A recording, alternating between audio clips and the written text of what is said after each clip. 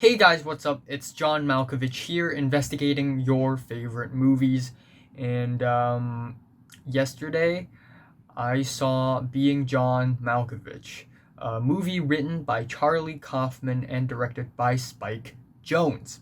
So, yes, I'm giving myself a rule where at the end of each month I have to watch one or two great movies, and it doesn't have to be, a classic or anything. It could be a very well known movie from a well known director or writer, and then I'm just gonna watch it and talk about it. Last month, it's David Lynch's Blue Velvet, and right now, got to talk about some Charlie Kaufman movies because Charlie Kaufman, he is a one of a kind screenwriter. He is the writer behind classics like Eternal Sunshine of a Spotless Mind, Synecdoche, New York, not too long ago, Anomalisa, as well as adaptations starring Nicolas Cage, and very soon by the end of this year, he's gonna release I'm Thinking of Ending Things, which looks like it's going to be a very, very, very great movie.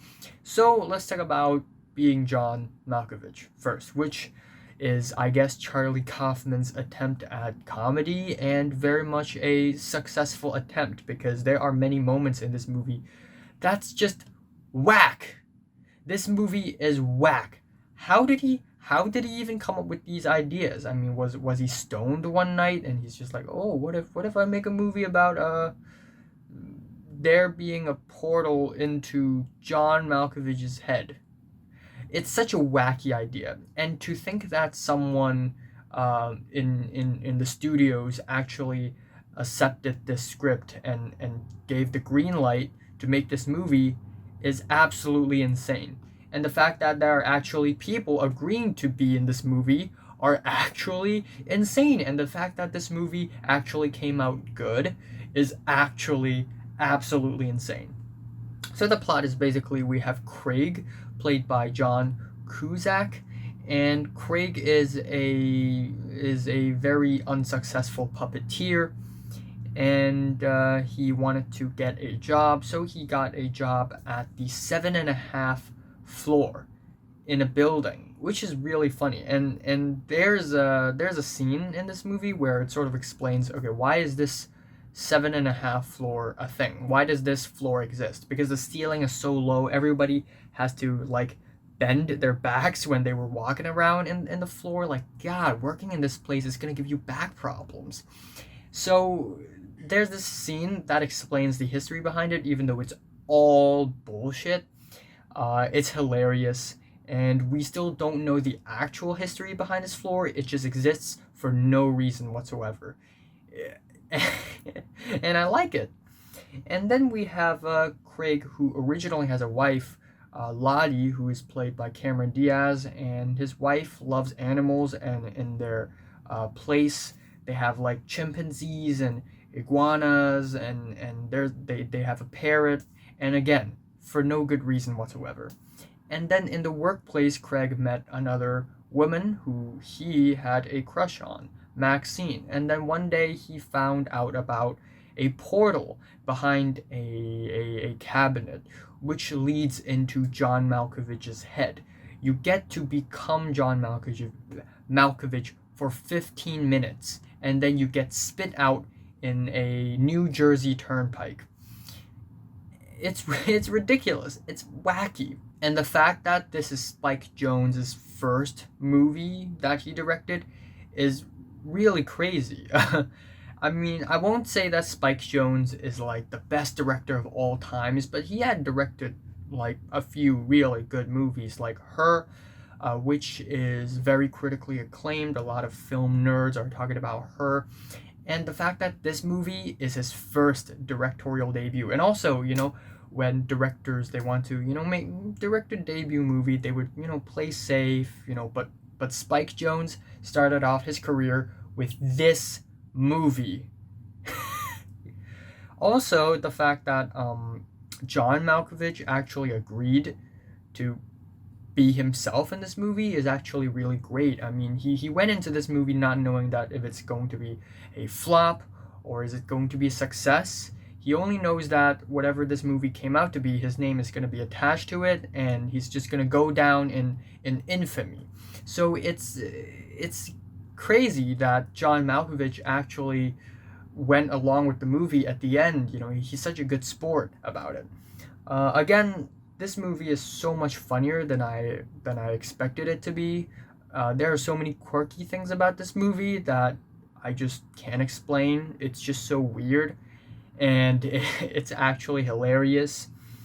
And also, there are these character relationships in this movie, like, oh, Craig is is the husband of this woman, and Craig has a crush on this other woman, and Craig's wife also had a crush on this other woman, and this other woman is secretly like a lesbian or something. And normally in a movie that's this interesting and this whack, character relationships, they don't really matter all that much.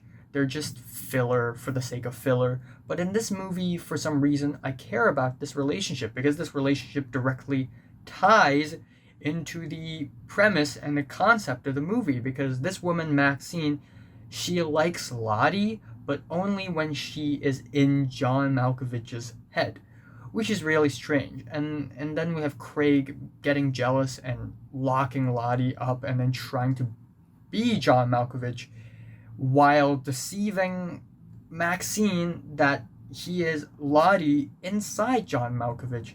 It's just really whack. There are also these trippy scenes, which I really love. I love trippy scenes. There's a scene where John Malkovich himself goes through his portal, and when he is in John Malkovich as John Malkovich, he woke up in a world where everyone are John Malkovich. And it's really trippy and it's awesome. And there's another scene towards the end where two characters, they enter John Malkovich's subconsciousness, and it's this really weird, disorienting, crazy dream sequence that is very trippy and glitchy, and it is a lot of fun. This movie has a lot of fun with itself. The dialogues are at the same time really, really well written and also wacky and ridiculous. And this is one of the most absurd movies I've ever seen. Yeah, I this I can't think of a bad Charlie Kaufman movie. I just can't. I'll say this isn't the most emotionally impactful Charlie Kaufman movie ever, of course. It's not this, grand, powerful, emotional thing. It's very much just a fun, wacky, absurd, crazy movie. But I'm still thoroughly entertained. I enjoyed every single scene in the movie. And yeah, if there's one thing about this movie is that I kind of don't know what's Maxine's motives, because in the beginning Maxine doesn't believe in Craig. When Craig says, "Oh, I found a portal into John Malkovich's head," Maxine was like, "Okay." And then suddenly she believed in it, so maybe she somehow knew it all along. And then at the end, we don't know if Maxine really loves Lottie or is trying to manipulate Craig into using John Malkovich, or trying to. I really don't know what are her motives, but I guess given how wacky this movie is, it doesn't really matter all that much. So yeah, I'm saying Being John Malkovich is is a movie worth watching. It's funny. And I'm giving Being John Malkovich a light to decent 9 out of 10. So, have you watched Being John Malkovich? From 1 to 10, how much did you rate it? Like if you like it, and subscribe if you want more. And thanks for watching.